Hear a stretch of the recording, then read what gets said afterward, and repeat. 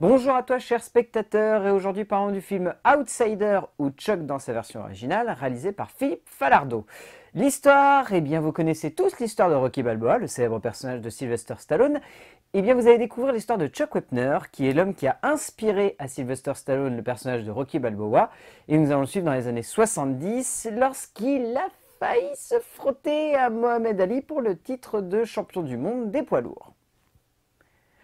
Une histoire donc assez extraordinaire. Les histoires extraordinaires, forcément, ça intrigue. Et surtout celle de Chuck Wepner, c'est quand même un mec qui a inspiré l'un des personnages mythiques de l'histoire du cinéma. Et le film qui s'offre à nous est très divertissant. Là-dessus, il n'y a rien à en redire. Le seul souci, c'est qu'il est hyper classique. Donc forcément, on le regarde avec un œil tantinet critique et pas forcément très objectif. On a tendance à regarder le film avec beaucoup de facilité et de se dire... Il a quand même évité beaucoup d'écueils, Philippe Falardeau, et pourtant il arrive à accumuler pas mal de défauts. Mais le film a une âme, et parfois ça suffit à donner à un long métrage une vraie force et un vrai impact sur le spectateur. Et c'est exactement ce qu'il arrive avec Outsider, qui est un film qui touche, qui est un film qui émeut, et donc forcément qui est un film qui emporte. Ça emporte déjà parce que le scénario de Jeff Feinberg, Jerry Stahl et Michael Christopher, donc basé sur l'histoire de Chuck Wepner, il marche parce que le personnage est hyper tendre. Et si vous voulez que je vous dise de plus, des fois ça suffit à faire d'un film un bon film. Chuck Wepner est un personnage fascinant, Chuck Wepner est un personnage entraînant, et Chuck Wepner est un personnage touchant. Les trois scénaristes ont réussi à capter ça au cœur du film. Donc résultat, ils mettent une voix off qui est hyper lourde, mais ça ne nous empêche pas d'être touchés par l'histoire de cet homme. Ils nous mettent un personnage jalonné par des clichés, mais le personnage est touchant, donc résultat, on dépasse ça. Ils nous mettent une histoire qu'on a vue des centaines, des milliers de fois, et pourtant on arrive à trouver chacune des étapes émouvantes. Parce que l'histoire de ce personnage est universelle. L'histoire de ce personnage, c'est celle d'un loser magnifique, c'est celle d'un personnage tellement émouvant que même quand il va faire des boulettes, on va avoir envie de lui pardonner.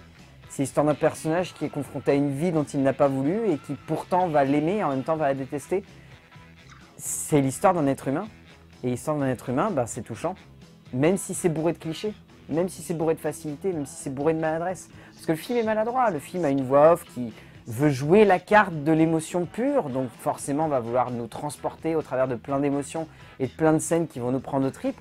Mais derrière accumule les clichés, dans le sens où la voix off a tendance à en rajouter des couches par rapport à ce qui se passe à l'écran, dans le sens où certains personnages secondaires vont être trop appuyés, où il va y avoir des moments où on va dire « oh la femme quand même c'est un peu trop appuyé, que c'est une méchante à ce moment-là ». Enfin, c'est plein de petits trucs comme ça, et pourtant c'est des notes qui nous permettent d'être touchés par ce personnage, et de comprendre au final ses motivations, et de nous emporter du début à la fin de ce film. Pareil dans la mise en scène de Philippe Falardeau, en soi, il fait quelque chose de très classique. Là où il a l'avantage en fait de vouloir vraiment nous emporter, c'est qu'il choisit en fait de donner à son film une esthétique très 70s.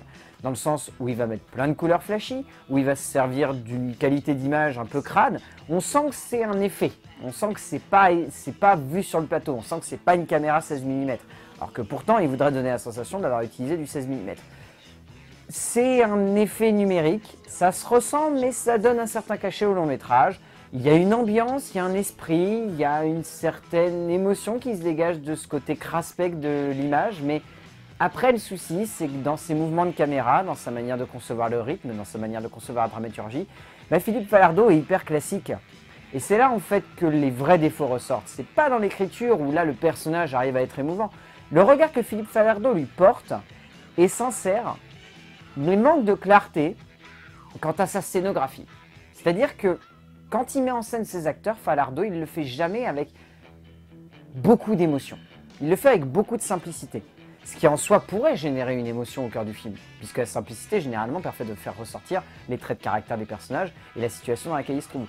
Ici, Falardeau, il fait un truc un peu trop simple. C'est-à-dire qu'il va avoir tendance à jouer le côté très classique des rencontres entre les personnages, jouer la facilité dans le rapport qu'il va entretenir avec son héros, jouer dans le classique quand il consiste à enchaîner 2-3 scènes. Il n'y a pas une vraie ambition de mise en scène qui ressorte.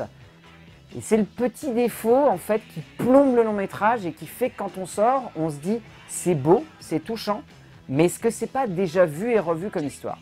Là où une mise en scène inventive et nouvelle aurait pu faire oublier ça. C'est le gros défaut du film. Cela n'empêche que derrière, le long métrage est porté par des acteurs absolument dingues. Forcément, Liev Schreiber, donc, qui est producteur du film, est exceptionnel dans ce long métrage. Il s'est donné à fond dans le personnage, il le campe avec beaucoup de grâce, avec beaucoup de tendresse, avec beaucoup d'émotion, et il fait en sorte qu'on soit totalement attaché à lui du début à la fin. Derrière, Naomi Watts fait plus un caméo qu'un vrai rôle, malgré le fait qu'on la mette en avant sur la tête d'affiche. Elle est plus en retrait, tout comme Harold Perlman. Au final, pour moi, celle qui ressort vraiment, c'est Elisabeth Moss. Cette actrice-là, elle est bourrée de talent, elle a été découverte grâce à la série Mad Men.